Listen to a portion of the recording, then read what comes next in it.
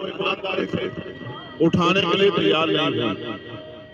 अभी ये पीड़ा में रोने चिल्लाने से कुछ नहीं होगा। इसका समाधान हमें इसकी निगरानी करनी पड़ेगी।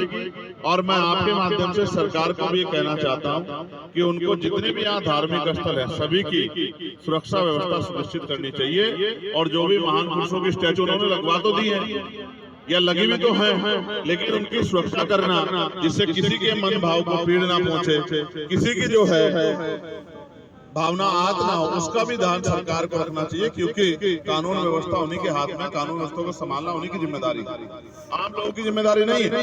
और अगर नहीं सरकार कर सकती तो कहे, फिर हम लोग अपने महापुरुषों की स्टैचू या जो तीर्थ स्थल है उनकी सुरक्षा की जिम्मेदारी हम लोग खुद भी कर सकते हैं, क्योंकि हम तो सदियों से यही करते आए हैं। हमें हमारे गुरु संतों ने यही सिखाया है। तो मैं यहाँ की सरकार के जो इतनी बड़ी घटना इस रवैये से थोड़ा सा नाराज हूँ, और मैं मुख्यमंत्री से कहना चाहता हूँ कि वो इसका संज्ञान लेके और जिसने किया है और इस पूरी घटना में जो लोग शामिल है उसकी जांच कराएं, और जांच करा के उनके खिलाफ ठोस कार्रवाई करें। और ठोस कार्रवाई में भी एनएसए, क्योंकि संविधान के खिलाफ आचरण करना, संविधान की प्रति को नुकसान पहुंचाना, एक रूप से संविधान को नुकसान पहुंचाना और संविधान निर्माता डॉक्टर बाबा साहब अम्बेडकर की स्टैचू को नुकसान पहुंचाना देशद्रोह के उसमें आता है। तो देशद्रोह के ऊपर जो है अपराध लगे, एनएसए लगा के उसको सजा मिले, जिससे कि दोबारा कोई ऐसी घटना करने से पहले 1000 बार सोचे। और साथ साथ इसकी जांच भी हो। ऐसा तो नहीं है हमारा भाईचारा बिगाड़ने के लिए किया गया हो, या इसके पीछे कौन शामिल है, कोई पार्टी है, कोई संगठन है, कोई दल है, कोई इंस्टीट्यूशन है, कौन है? इसकी जांच होकर जनता के सामने बात लानी चाहिए सरकार को कि ये क्यों हुआ। और इसके साथ साथ मैं अभी भारतीय संविधान की प्रस्तावना यहाँ पढ़ूंगा, क्योंकि यहाँ भारतीय संविधान जो इस देश को एक सूत्र में बांधता है, उस संविधान की प्रतिकृतों को भी नुकसान पहुंचाने की कोशिश की गई है। आप भी मेरे साथ दोहराना। हालांकि पंजाब के लोगों का माइक भी जिम्मेदार नहीं रहा। अब अपने लोग जो हैं बातें तो बड़ी बड़ी करते हैं और काम भी कई दफा अच्छा करते हैं, लेकिन अब वो माइक के मामले में फेल होते आज नजर आ रहे हैं। ऐसा होता नहीं है। तो मैं अब आपसे करूंगा, आप अपनी अपनी जगहों पे खड़े हो जाएं, अनुशासन में भारतीय संविधान की प्रस्तावना मेरे साथ दोहराएं, जिससे कि हम लोग ये संकल्प ले सकें कि हम भविष्य में इन सब चीजों की निगरानी करें। हम भारत के लोग भारत को एक संपूर्ण प्रभुत्व संपन्न समाजवादी पंथ निरपेक्ष लोकतंत्रात्मक गणराज्य बनाने के लिए तथा उसके समस्त नागरिकों को सामाजिक, आर्थिक और राजनीतिक न्याय, विचार, अभिव्यक्ति, विश्वास, धर्म और उपासना की स्वतंत्रता,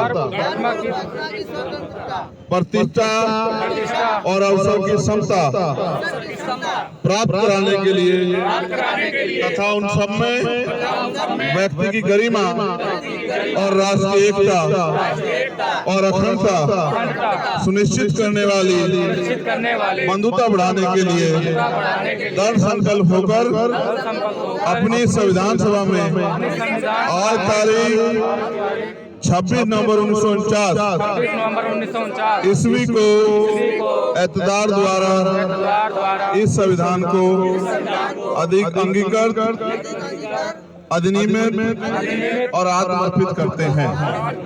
ये मैंने आपको भारतीय संविधान की प्रस्तावना पढ़ के सुनाई, और आप चित्तर इसलिए खा रहे हो आप क्योंकि आप अपने कार्यों के प्रति जिम्मेदार नहीं। अभी तो सिर्फ स्टैचू को लग रहे, कल आपको भी लग रहे।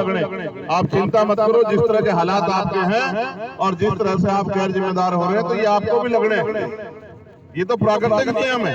जब आदमी अपने कर्तव्य का, जिम्मेदारियों का सही तरह निर्वाह नहीं करता तो फिर उसके पास मुसीबतें आती हैं। जो अपने गुरुओं संतों महापुरुषों की बात पर नहीं पैरा देता, जो अपने महान पुरुषों की बात पर पैरा नहीं देता, फिर उसको जुल्म ज्यादती का शिकार होना पड़ता है। मैं पंजाब के लोगों को चिंता के तौर पर कह रहा हूँ, हम देश भर के लोग पंजाब के लोग से शक्ति लेते थे, आज पंजाब में महापुरुषों के स्टैचू पे अपराध हो रहा है। पंजाब को संज्ञान लेना चाहिए कि ऐसा क्यों हो रहा है, और साथ साथ जिन लोगों ने आगे बढ़ के इस लड़ाई को और इस न्याय की लड़ाई को मजबूत करने का काम किया, मैं उन सबका भी धन्यवाद करता हूँ। आपने मुझे सम्मान दिया, ये सरों पे बैठ के मैं आपका धन्यवाद करता हूँ। असल सम्मान वही होगा जब आप भविष्य में इस तरह की घटनाओं को रोकने के लिए कामयाब हो जाए। सरकार पे आपका इतना जोर दबाव रहना चाहिए। साथ साथ मैं आपको जाने से पहले ये भी कहना चाहता हूँ, ये लंबी लड़ाई है। इस देश में जिस तरह की शक्तियां सरकारों में हैं, वो बाबा साहब अम्बेडकर के विचारों से